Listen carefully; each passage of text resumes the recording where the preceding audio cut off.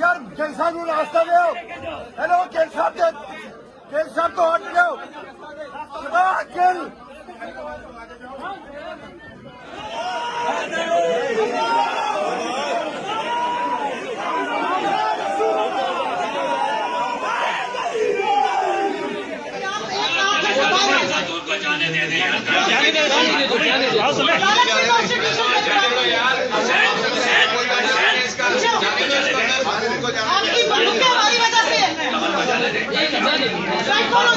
जाने दे please.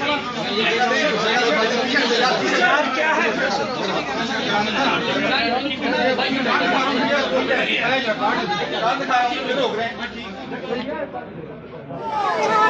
Ladies की आवाज आनी चाहिए।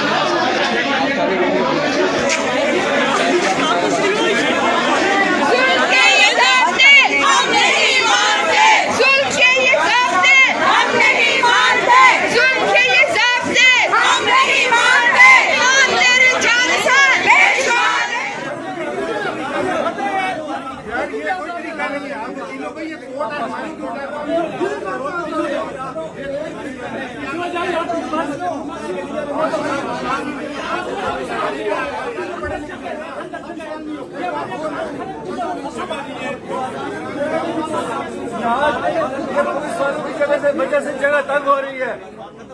ये जगह पुलिस वालों की वजह से तंग हो रही है। आप निकल के जगह ठीक हो जाएगी। इंसाफ कायम करने वाले लोग पीछे पीछे